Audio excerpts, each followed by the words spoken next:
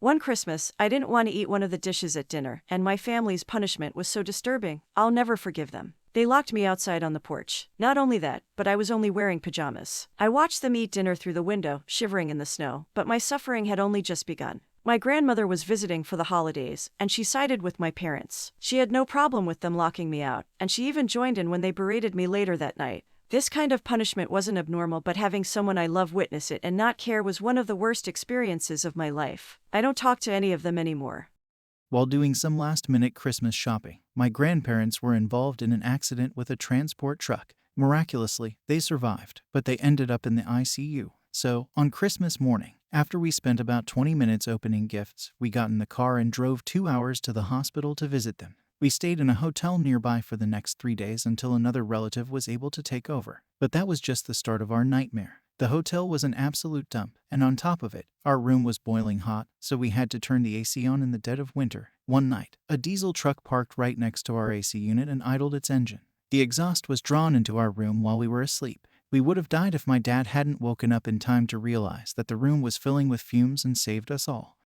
1 week before Thanksgiving, my boyfriend let me use his iPad to watch a movie on Netflix. He had the same account linked to both his tablet and his phone, and messages kept popping up on it while I was trying to watch Love, actually without him realizing I could see them. What they revealed was devastating. I watched in real time as he got his best friend's wife to agree to sleep with him over the coming holiday. He even told her that he'd send me to my parents for the weekend so they could get intimate in our bed.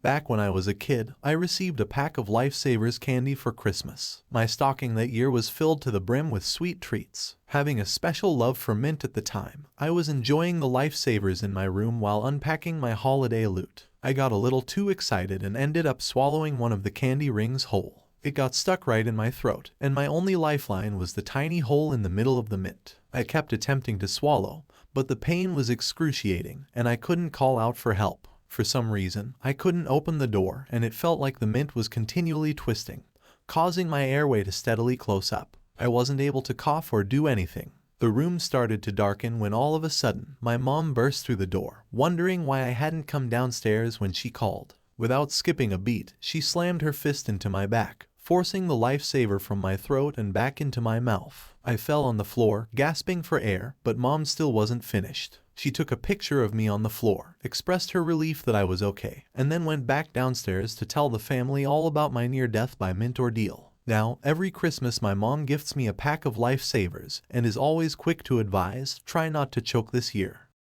When I was a little kid, my family lived in Iowa. Each year, we'd go out to chop down our own Christmas tree. We set one up one year, and after a couple of days, we started noticing mysterious brown specks scattered on our floor. Despite my mom's effort to consistently sweep up, they just kept appearing. When my mom's friend came for a visit, she saw them and went white as a sheet. Then, she revealed the disgusting truth. She identified those brown specks as baby spiders. The tree we had chosen was hosting a spider's nest. Thankfully, most of the spiders seemed to die after hatching, but who knows how many disappeared into our walls and vents before we noticed. We immediately discarded our spider-ridden tree and gave the house a thorough cleaning. Ever since, we've used an artificial Christmas tree. When I was a teenager, my mom woke me up at 4 a.m. on Christmas morning with devastating news. My beloved grandma had died just a few hours earlier. She had been in the hospital for about 3 months battling a broken hip, and she'd endured numerous surgeries. It was simply her time to go. My mom was there when she took her last breath, and thankfully, her departure was as tranquil as we could have wished for. My mom arrived home about an hour later, and I consoled her with a heartfelt hug as she started to cry for the first time since it happened. The entire house was silent, and she hadn't told anyone else yet. Exhausted and grieving, we both decided to try and get some sleep. But then, just a few hours later, I heard a heartbreaking sound downstairs. My little brother, who was just 6 at the time, had woken up and was waiting patiently for the rest of us to get up so that he could open his presents from Santa. His joy only intensified when my mom descended the stairs, a signal that it was finally time to get started. Seeing the happiness on his face, my mom knew that she had to break the heartbreaking news. She gently explained that Grandma had left us the previous night. Watching the joy drain from his face, replaced by utter devastation, was the most heart-wrenching sight I have ever witnessed. Back in high school, my older sister Kelly turned into quite the snob when she hit her teens. When she was 16 and I was 13, she started to raise this big fuss about never getting what she wanted for Christmas. Our mom wasn't exactly rolling in cash, and Kelly, despite being the eldest of 6 in a not-so-wealthy household, seemed to overlook this fact. But my mom would do anything for her kids, and she started to think that maybe Kelly had a point. She decided to make this Christmas unforgettable for her. They went shopping, and Kelly identified about 7 items she'd love for Christmas, stating that any of these would indeed make her day. To really stun Kelly, Mom decided to buy all 7 gifts. She unintentionally gave the secret away, mentioning to Kelly that she'd sure be delighted since she was receiving everything she had wished for. But then, on the night before Christmas, while wrapping the presents, Mom realized I only had 1 gift. She thought it would be fair enough if she passed one of Kelly's gifts down to me, so she put my name on one. Christmas morning arrived, and as Kelly was unwrapping her gifts, I was on my second one. It was a board game that Kelly had asked for, and her reaction was seriously disturbing. It triggered a monumental meltdown. I attempted to hand her the board game that had sparked the drama. After all, I'd never wanted it to begin with, but it seemed the harm was beyond repair. According to Kelly, who got 6 very expensive things she'd asked for, Christmas was ruined. A few days before Christmas, we decided to go out for dinner. When we got back home, something was off. As I opened the front door, I noticed a small puddle of water. I shrugged it off, thinking it might just be melted snow, and proceeded to open the inner door. That's when I heard an unusual sound. Upon entering, I was met with a surprising sight. There was water cascading down the walls and about a ½ inch of water covering the floor. Racing around the house, I tried to identify where the water was coming from. Finally, we discovered the source in our upstairs bathroom and quickly turned the pipe off. When I figured out what had happened, I nearly burst out laughing. Our rambunctious dachshund had knocked over the trash can, which had then cut off the hose supplying water to our toilet. The water had probably been spraying for half an hour before we got home. Not only was everything soaked, we stayed up till 4 a.m. cleaning ... and we barely made a dent in the mess. We continued cleaning the next few days. And between the lack of sleep and the physical work, we ended up sleeping for most of Christmas Day. It all started with a plan to have dinner at my aunt's house. My parents and I decided to drive separately, and my mom went out to warm the car up. She was parked across the street from home, and she was walking toward her car when the trouble began. A driver came racing down the street going way over the speed limit and almost hit my mom. He grind to a halt to narrowly avoid hitting her. Obviously upset, she yelled at him and kicked his car. What happened next was terrifying. He didn't ignore her or apologize. Instead, he got out of his car, chased my mom down, and pushed her to the ground. By this time, we'd all heard the commotion and went running outside. My 75-year-old mom has a blood-thinning condition, so the small cut on her head bled profusely. The sight of this set made my dad furious and he started shouting at the man, trying to gather evidence. My dad got right in front of the guy's car to get a picture of his license plate since it was clear he was about to peel out. That's when things took an even more disturbing turn. The man accelerated at my dad and sped away. My dad rolled over the car's hood before falling to the ground. Despite being in his 70s, he was miraculously unharmed. Of course, this led to several paramedics and cops arriving. My mom ended up needing a few staples on her head, but considering the gravity of the situation, we all counted ourselves lucky. Not wanting to let this spoil our Christmas, we carried on and my mom made it back just in time for a marvelous dinner. The whole episode really rattled me. I saw my dad being hit and thrown into the air, but couldn't see what happened next thanks to the parked cars blocking my view. There was a moment when the thought of losing my dad crossed my mind while I stood helplessly with my 2-year-old. Fortunately, he was all right. And in the end, that guy got what was coming to him. Since this took place opposite a popular restaurant, there were numerous surveillance cameras around. The suspect's car was caught on camera, providing the police with crucial evidence which ended with the guy behind bars.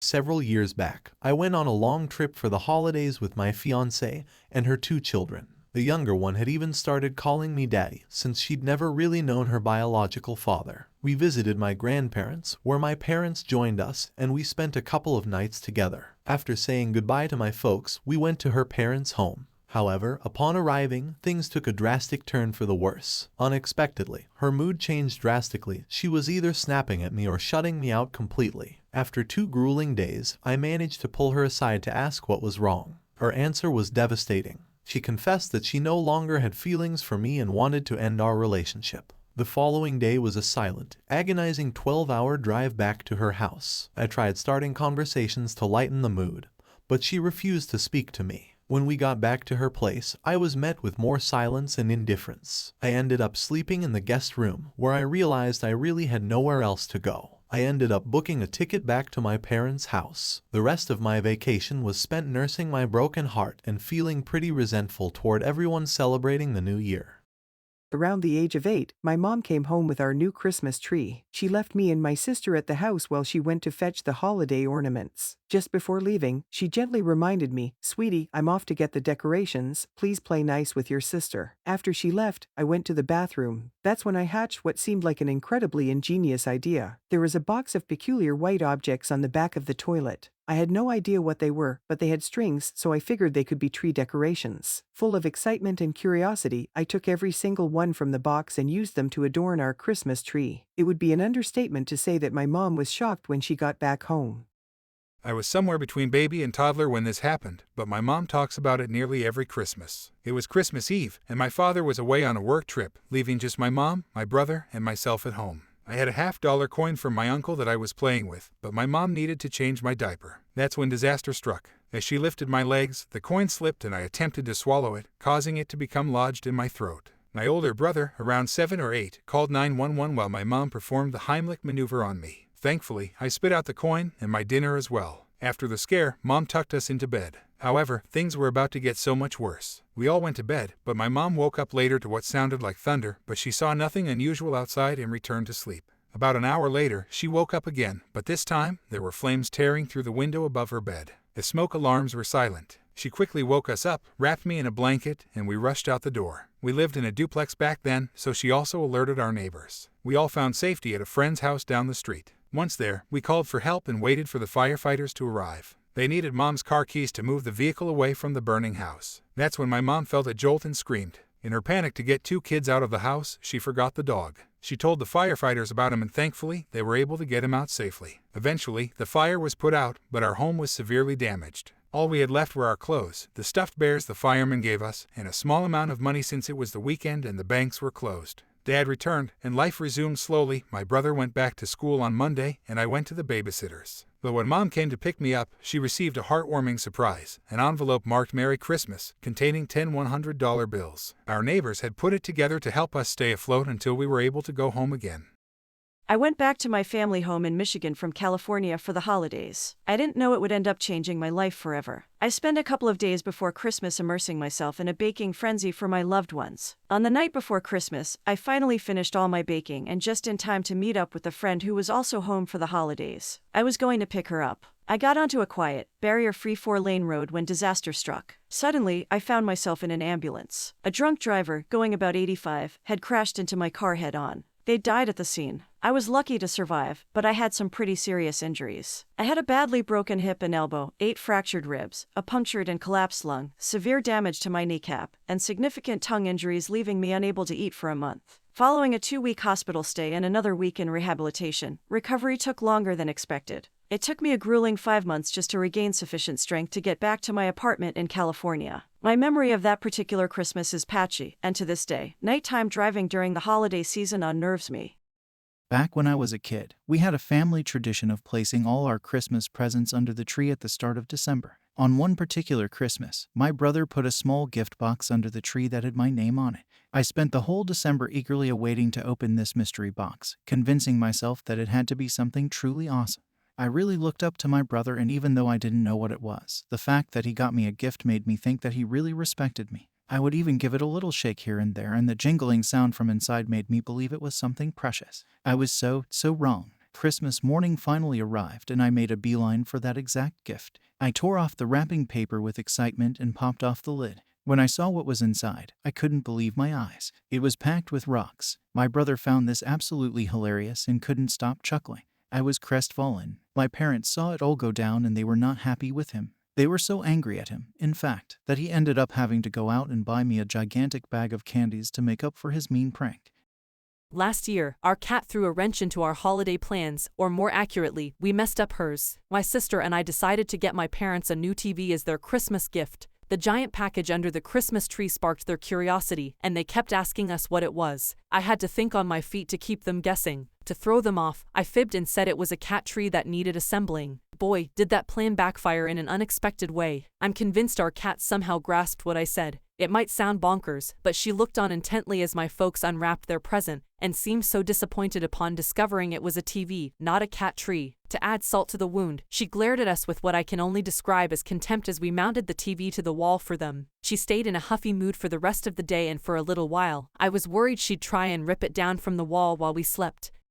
Once upon a time, my relatives and I were getting ready for Christmas dinner. My dear 85-year-old grandmother, who was displaying early signs of dementia, demanded to sit in my usual spot. Opting to avoid drama, I simply shifted to an empty chair beside my sister. As we dug into our soup, my sister, who had witnessed my interaction with our grandma, quipped with a smile, "It's not often I get to share a meal beside you, makes me happy." Her remark caught me off guard. Bad timing though, as I was in the middle of my first sip of soup, and it was way hotter than I expected. I almost started to say thank you, before realizing I'd then dribble hot soup all over. So, for some stupid reason, I decided to swallow the scorching hot soup. And not only was it boiling hot, I swallowed incorrectly. All of a sudden, I had a terrible pain in my chest. It was so severe that everything turned black. The next thing I remember was waking to frantic voices and the sensation of soup in my nose. I was drowning in soup. In all the chaos, my mom started trying to perform the Heimlich maneuver. My wife was sobbing. My sister asked whether she should dial 911,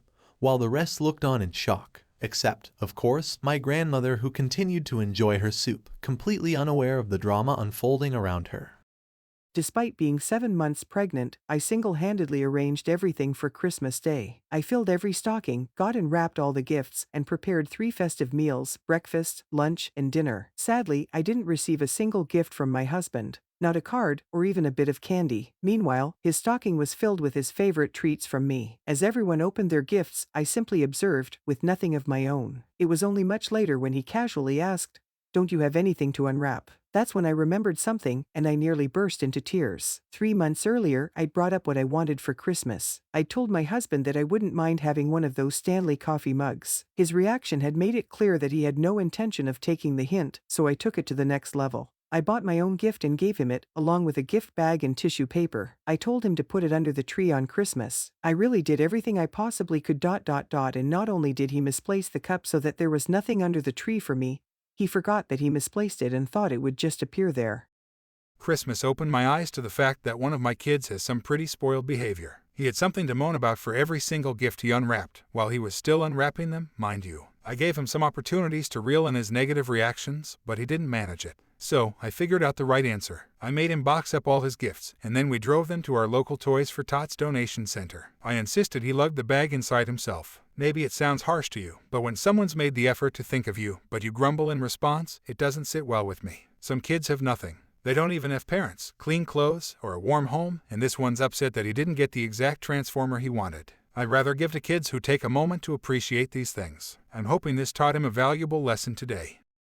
When I was younger, my immediate family and I relocated to Georgia while our relatives stayed behind in Nebraska. As a result, we used to pack up our car to make the grueling 17-hour drive every Christmas, each purportedly full of holiday spirit. Once, we crammed 2 adults and 3 kids into a Jeep bursting with luggage strapped to the roof. As everyone but me and the driver drifted to sleep, I stayed up watching our surroundings change. Before long, I noticed something odd. I spotted our luggage raining down from our car. Although bizarre, I was young enough to assume it must be Santa dropping off gifts early. We kept pressing forward until the inevitable gas stop. That's when my parents realized our belongings were missing. For reasons I still can't comprehend, they chose to turn around in search of the missing bags, questioning folks at every rest stop along the way. Fortunately, a kindly trucker led us to our stray luggage on Christmas Eve morning. It was lying on a frozen piece of ice in a ditch by the roadside. We hastily secured it to the Jeep again, and finally made it to Nebraska around 8 in the morning. My parents then spent the next few hours thawing and drying out our frozen possessions.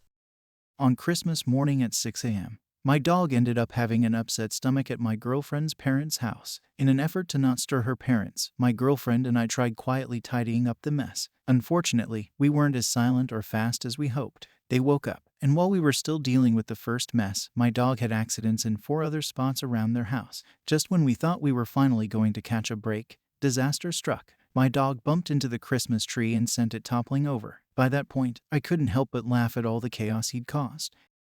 Growing up, the only thing I wanted more than anything was a Nintendo, just like all my friends. As Christmas neared, all I could talk about was my fantasies of conquering various game levels. On one restless Christmas Eve night, curiosity led me to sneak a peek at the Christmas tree. Hidden away behind the sofa, I discovered a giant box concealed with a trash bag. My heart was racing. I thought, this has got to be it. I'm going to have my own Nintendo. Come Christmas morning, all of us gathered around the tree to open our presents. My parents had this tradition of keeping one big surprise gift till the end. My dad came out with a swanky bike for my brother. I anxiously waited my turn. The whole time, I repeated my new mantra, please, let it be a Nintendo. Oh please, let it be a Nintendo. My mom then passed me the massive box I had spotted earlier. In a flurry of excitement, I tore through the packaging and the trash bag, anticipating Mario's inviting face. But I was met with a shocking surprise. The box was plastered with pink all over. I thought to myself, what on earth is this? When I finally unloaded the wrapping, to my utter disbelief, I found an easy bake oven. Before I could stop myself, I grimaced and let out an agonized no. I never meant to be ungrateful, so that moment of truth still brings a surge of humiliation and makes my family chuckle. But, at that moment, it was also heartbreaking. I figure my mom, in her innocent will to encourage my cooking skills, thought this was a fitting gift. For the next couple of months, I had to endure the chatter of my friends boasting about their Nintendo gaming experiences, so I'd go home after school and drown my sorrows in tiny cakes. During my second year of college, my friend and her boyfriend offered me a lift back home. Or, well, close to home. They were visiting her parents in Seattle, so I hitched a ride to Pendleton, Oregon, where my parents could pick me up. We already knew it would be quite a long trip from Utah to Washington, but we didn't know just how wild it would get. Our journey got daunting in Idaho, in a part known for high winds and icy patches. As we reached La Grande, we were informed that the pass was shut down. Stranded at a gas station in town, it struck me that I had relatives living there. Using my cell phone, I managed to get their number from my dad. Well, we were in for a surprise. They were already hosting another group of stranded students, but my aunt and uncle were generous enough to get us car chains, courtesy of my uncle's position as the manager at the local Walmart. My friend and her boyfriend were enthusiastic about heading out as soon as possible. We were confident about having the chains, maybe too confident. As soon as the pass opened, we scaled up the mountain, with my friend's boyfriend only pausing to install the chains after we were overtaken by massive trucks going 50 miles per hour on the snowy road. We didn't realize it at the time, but we were driving through the infamous Deadman's Pass. On top of it, we struggled to get the chains on when the time came. After a somewhat chaotic 45 minutes involving multiple attempts and nearly getting caught in the snow, we finally managed to get the chains on, albeit loosely. My friend's boyfriend, in a blip of poor judgment, decided to drive at 30 miles per hour, which caused the chains to dig into the wheel wells. Exhausted and worn out, we finally reached Pendleton at 4 a.m. I wish I could say that was the end of our nightmare ... but it wasn't. The ride back was a breeze until we reached the Utah border. Our trip was interrupted when, in the final stretch, my friend let out a horrified gasp followed by a jarring bang. A large concrete block was sprawled across our lane, and due to the poor visibility and a curve, we didn't see it until it was too late. As we got out to see how bad the damage was, we finally noticed a lineup of cars on the side of the road ahead, all with flashing hazard lights on. They'd also messed up their tires avoiding the concrete, but on top of that, we'd also managed to damage our car's undercarriage, which was now scraping the road. A call to State Patrol assured us that help would be arriving soon, but with no word 40 minutes later, we decided to trudge slowly along the shoulder. After a painstaking 3 miles, we arrived at a small town called Snowville and spent the night with my friend's sister. The following day, my friend's boyfriend dealt with the tow company and repercussions with his dad. When I finally got back to my apartment near campus after the worst road trip of my life, I called my mom and told her the whole story. She told me my winter driving days were over and that from that point on, I could either fly home or spend the holidays on campus.